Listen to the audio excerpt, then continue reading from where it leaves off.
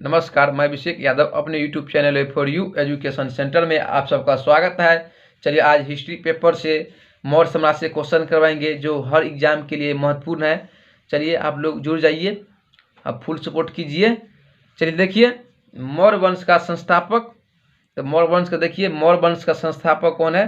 क्या है टॉपिक? मौर्य साम्राज्य। क्या है? मौर्य साम्राज्य है। आप देखिए मौर्य वंश का संस्थापक क्या है, तो मौर्य वंश का संस्थापक आप लोग देखिए मौर्य वंश संस्थापक चंद्रगुप्त मौर्य। कौन है? चंद्रगुप्त मौर्य।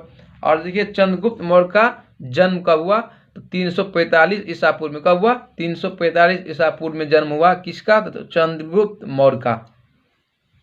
अब देखिए ये चंद्रगुप्त मौर्य क्या था, किस वंश का संस्थापक था, तो मौर्य वंश का क्या था? संस्थापक था। और इसका जन्म 345 ईसा पूर्व में हुआ।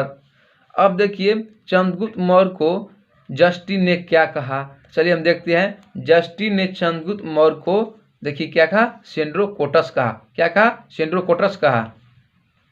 अब देखिए चंद्रगुप्त मौर्य ने किस किस को हराया, किस से हारा, चलिए हम बताते हैं। देखिए धनानंद को क्या किया? चंद्रगुप्त मौर्य ने हरा दिया। क्या किया? हराया। चंद्रगुप्त मौर्य ने किसको हराया? तो धनानंद को हराया। धनानंद किससे हारा? चंद्रगुप्त मौर्य से। अब देखिए चंद्रगुप्त मौर्य को चाणक्य ने क्या किया? मदद किया। चलिए देखते हैं। चाणक्य ने मदद किया चंद्रगुप्त मौर्य को। चंद्रगुप्त मौर्य को किसने मदद किया? चाणक्य ने। चाणक्य ने किससे मदद किया? चंद्रगुप्त मौर्य को। अब देखिए चंद्रगुप्त देखिए मगध के राजगद्दी पर कब बैठा?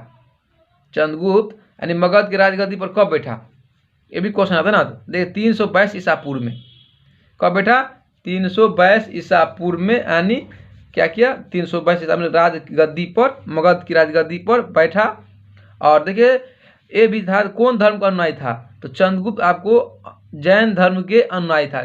किस धर्म का? जैन धर्म का अनुयायी था। ऑप्शन में दिया रहेगा शैव धर्म, बौद्ध धर्म, ये सब दिया रहेगा। जैन धर्म भी दिया रहेगा, तो कौन मारना है? जैन धर्म का अनुयायी था। राइट आंसर क्या होगा? जैन धर्म का अनुयायी था। अब देखिए चंद्रगुप्त अंतिम समय कहाँ बिताया?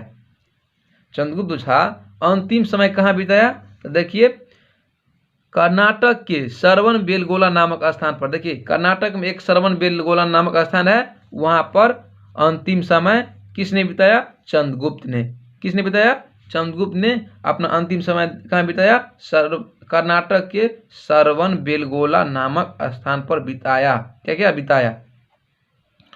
अब देखिए चंद्रगुप्त ने किसको फिर हराया, तो देखिए चलिए देखते हैं। चंद्रगुप्त आपको किसको हराया? देखिए सेल्यूकस निकेटर को क्या किया? हराया। हरा दिया। देखिए कितने ईस्वी में हराया? देखिए चंद्रगुप्त ने हराया किसको? तो सेल्यूकस निकेटर को हराया। कितना ईसा पूर्व में? तो 305 ईसा पूर्व में। कितना ईसा पूर्व में? 305 ईसा पूर्व में सेल्यूकस निकेटर को हराया चंद्रगुप्त ने। और कौन जीता? चंद्रगुप्त ने। हारा कौन? Seleucus Nicator. कितना ईसा पूर्व में? 305 ईसा पूर्व में। क्या देखिए सेल्यूकस निकेटर का पुत्री का क्या नाम है? देखिए क्या नाम है? कार्नेलिया नाम है। और देखिए एक कार्नेलिया का शादी यानी विवाह किससे करवाया, चलिए देखते हैं। ये देखिए अपने सेल्यूकस निकेटर ने चंद्रगुप्त मौर्य से क्या किया? शादी करवा दिया। किससे? अपने पुत्री से। पुत्री का क्या नाम था? कार्नेलिया। देखिए ये जो कार्नेलिया का शादी चंद्रगुप्त मौर्य से यानी शादी करवाया। और सेल्यूकस निकेटर का क्या था? पुत्री था। अपनी पुत्री को क्या किया? शादी करवा दिया। किससे? चंद्रगुप्त मौर्य के साथ शादी करवाया। ये जो यानी चलिए देखिए कॉर्नेलिया क्या था? कार्नेलिया सेल्यूकस निकेटर का क्या था? पुत्री था। और किससे शादी कराया? चंद्रगुप्त मौर्य से शादी होकर। चलिए देखते हैं और नेक्स्ट क्वेश्चन। देखिए चंद्रगुप्त मौर्य ने कौन धर्म का दीक्षा ली थी, ये भी क्वेश्चन आता है। चंद्रगुप्त मौर्य ने कौन धर्म का दीक्षा ली थी, चलिए देखते हैं। वो जैन धर्म का क्या किया? दीक्षा लिया था। कौन धर्म का? जैन धर्म का। अब देखिए जैन धर्म क्या किया? दीक्षा ली। जैन धर्म को तो दीक्षा ले ली। अब इसका गुरु क्या था? भद्रबाहु था। कौन था गुरु? भद्रबाहु। क्या था गुरु? क्या था? भद्रबाहु। क्या था? भद्रबाहु था। चलिए देखिए नेक्स्ट वन देखिए, सेल्यूकस निकेटर का राजदूत कौन था? सेल्यूकस निकेटर का जो राजदूत था कौन था? तो मेगास्थनीज था। कौन था? मेगास्थनीज। ये जो दिख रहे हैं मेगास्थनीज था। कौन था? मेगास्थनीज। कौन था? मेगास्थनीज था। कौन था? मेगास्थनीज था। कौन था? मेगास्थनीज। अब देखिए मेगास्थनीज था और मेगास्थनीज इसके द्वारा कौन पुस्तक लिखा गया? ये भी क्वेश्चन आता है, बहुत मस्ट भी है क्योंकि हर कंप्यूटर्स के लिए बहुत मस्ट भी है। देखिए मेगास्थनीज की कौन पुस्तक लिखा? तो इंडिका पुस्तक। एक क्वेश्चन सेट में हर सेट में आता है। ये सेट में हर सेट में कहीं एग्जाम में पूछा हुआ है कि मेगास्थनीज द्वारा लिखी गई पुस्तक का नाम बताए। तो क्या है? इंडिका। इंडिका है। क्या? इंडिका है। चलिए देखिए ये भी आता है, चंद्रगुप्त मौर्य ने कौन धर्म का दीक्षा ली? तो जैन धर्म का। कौन धर्म का? जैन धर्म का। जैन धर्म का क्या किया? दीक्षा ली। चलिए नेक्स्ट क्वेश्चन देखिए,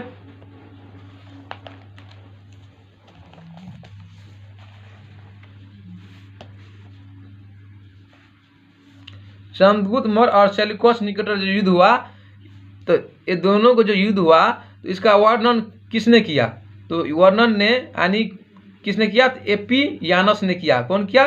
चंद्रगुप्त मौर्य सेल्यूकस निकेटर जो यानी दोनों के बीच जो युद्ध हुआ तो इसका वर्णन किसने किया? तो एपियानस ने किया। कौन किया? एपियानस ने किया। अब देखिए एपियानस ने क्या किया? वर्णन कर दिया। देखिए सेल्यूकस निकेटर को यानी उपहार कितना हाथी दिया? 500 हाथी का उपहार दिया चंद्रगुप्त ने। किसने दिया? चंद्रगुप्त ने 500 हाथी का उपहार दिए थे। किसको? सेल्यूकस निकेटर को 500 हाथी का उपहार दिए थे। चलिए नेक्स्ट क्वेश्चन देखिए, चंद्रगुप्त का मृत्यु कब हुआ? देखिए चंद्रगुप्त का मृत्यु कब हो गया? 298 में ईसा पूर्व में। कहाँ हुआ था? श्रवण बेलगोला पर। अब देखिए श्रवण बेलगोला के में उपास में द्वारा हुई यानी इसका। अब देखिए इसका ईस्वी यानी मृत्यु कब हुआ? ईस्वी देखिए 258 ईसा पूर्व में। कब हुआ? 258 ईसा पूर्व में इसका क्या हुआ? डेथ कर गया, मृत्यु हो गया। किसका? तो चंद्रगुप्त मौर्य का। उपहार देखिए 500 हाथी को उपहार दिए चंद्रगुप्त ने। किसको दिया? सेल्यूकस निकेटर को। दोनों के बीच युद्ध हुआ इसका वर्णन एपियानस ने किया। किसने किया? एपियानस ने किया। चलिए देखिए अब हम बिंदुसार से क्वेश्चन के बाद चलिए देखिए बिंदुसार से क्वेश्चन भी देख लीजिए। चलिए देखिए बिंदुसार। चलिए चंद्रगुप्त मौर्य का उत्तराधिकारी हुआ किसने? बिंदुसार ने। चंद्रगुप्त मौर्य का उत्तराधिकारी हुआ यानी चंद्रगुप्त मौर्य का उत्तराधिकारी बिंदुसार हुआ। कौन हुआ? ये बिंदुसार हुआ उत्तराधिकारी। कब हुआ? कौन हुआ? बिंदुसार हुआ। कौन हुआ? बिंदुसार हुआ। अब देखिए 258 ईसा पूर्व में गद्दी पर बैठा। 258 ईसा कितने बैठा? 258 ईसा पूर्व में गद्दी पर बैठा। अब देखिए जैन ग्रंथों में बिंदुसार को सिंहसेन कहा गया। देखिए जैन ग्रंथ में यानी बिंदुसार इसको क्या कहा गया? बिंदुसार से बता रहे सारा क्वेश्चन। देखिए जैन धर्म यानी जैन ग्रंथों में बिंदुसार क्या कहा गया? सिंहसेन कहा गया। सिंहसेन कहा गया। अब देखिए नेक्स्ट क्वेश्चन देखिए बिंदुसार से।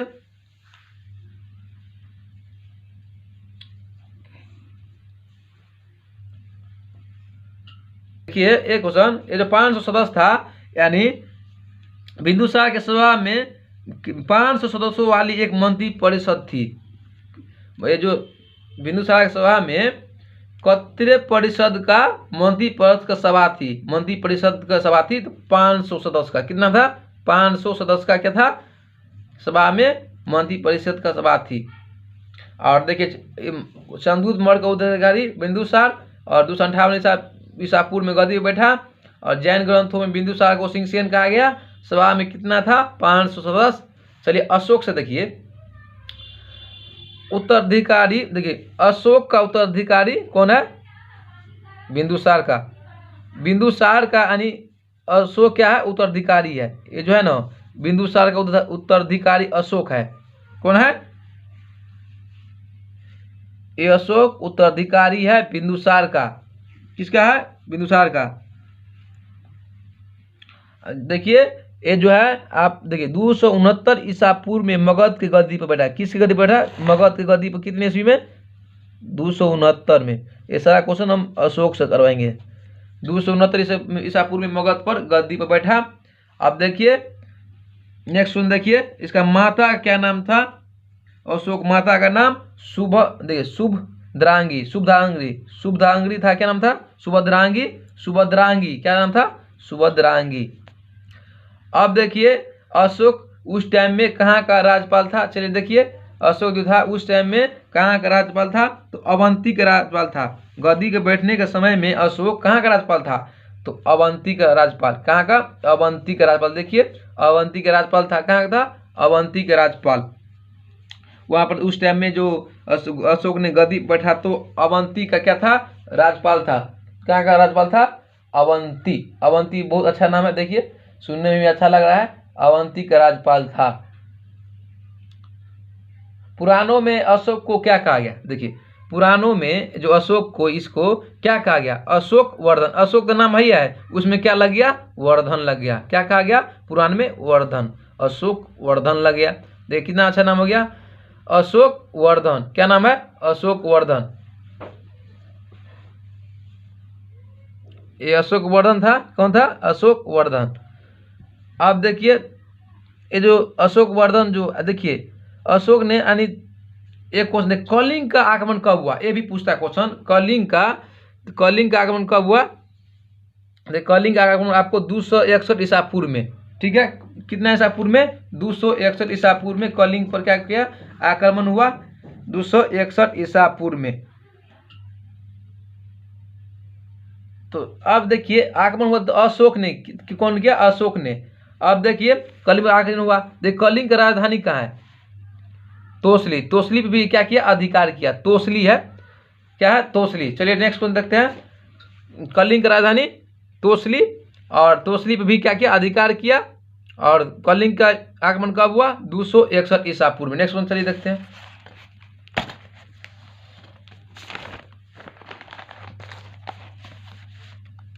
देखिए अशोक है। देखिए बौद्ध धर्म का प्रचार के लिए अशोक ने अपना पुत्र एवं पुत्री को कहाँ भेजा? कहाँ भेजा? चलिए देखते हैं। श्रीलंका भेज दिया। कहाँ भेजा? श्रीलंका। क्या चीज करने के लिए? बौद्ध धर्म का प्रचार करने के लिए।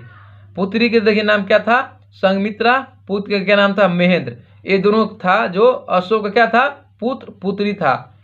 तो ये अपने पुत्र को और अपने पुत्री को दोनों को बौद्ध धर्म के यानी प्रचार के लिए श्रीलंका भेजा। देखिए महेंद्र संघमित्रा को। किसको? महेंद्र एवं संघमित्रा। एक क्वेश्चन हर सेट में आता है, आप लोग इस पर थोड़ा ध्यान दीजिए। थोड़ा अधिक से अधिक तक ध्यान दीजिए और पूरा कंपटीशन के साथ पढ़िए, पूरा मोटिवेशन के साथ पढ़िए और आगे बढ़िए। चलिए देखिए बौद्ध परंपरा और उनके लिपियों के अनुसार, ये जो बौद्ध धर्म हुआ उसे बौद्ध परंपरा के अनुसार, उसके लिपियों के अनुसार अशोक ने कितने स्तूपों का निर्माण किया? जो अशोक ने, ये भी क्वेश्चन आता है, तो अशोक ने कितना स्तूपों का निर्माण किया? अशोक आपको देखिए कितना है? देखिए इकाई दाएं सकरा 1000 10 84,000 स्तूपों का निर्माण किया था। कितना का? 84,000 स्तूपों का निर्माण किया था। देखिए कितना, देखिए स्तूप बहुत है ना। 84,000 क्या कम हुआ? बहुत हुआ। 84,000 क्या स्तूपों क्या किया? निर्माण किया। चलिए नेक्स्ट क्वेश्चन देखिए।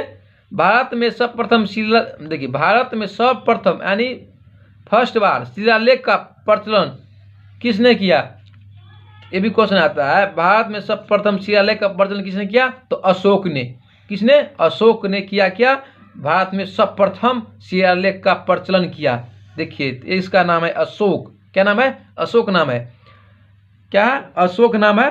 अशोक ने क्या किया? भारत में शिलालेख का सर्वप्रथम क्या किया? प्रचलन किया अशोक ने। ये भी क्वेश्चन आता है।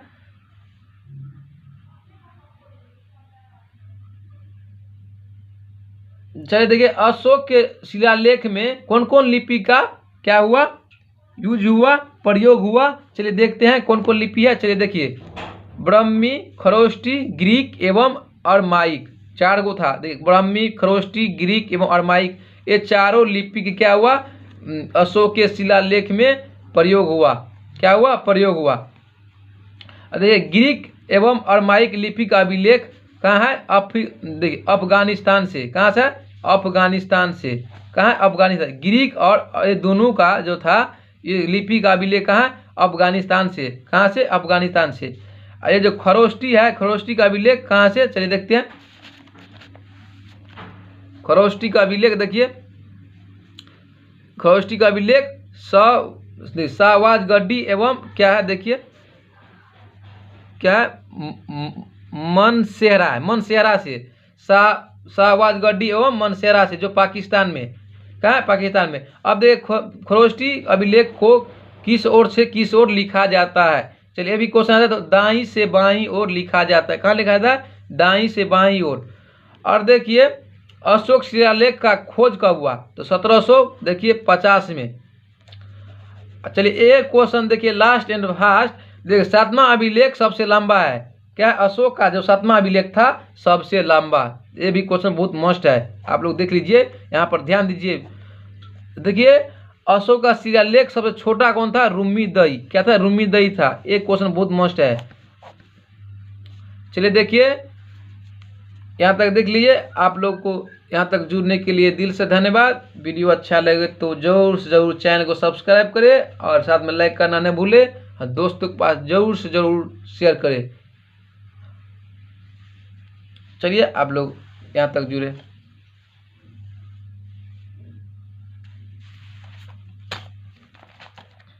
चलिए अब अगले सेशन में मिलते हैं। मौर्य साम्राज्य क्वेश्चन पूरा वीडियो पॉइंट सब करवा दिए। चलिए यहाँ तक जुड़ने के लिए आप सबको पूरे दिल से धन्यवाद।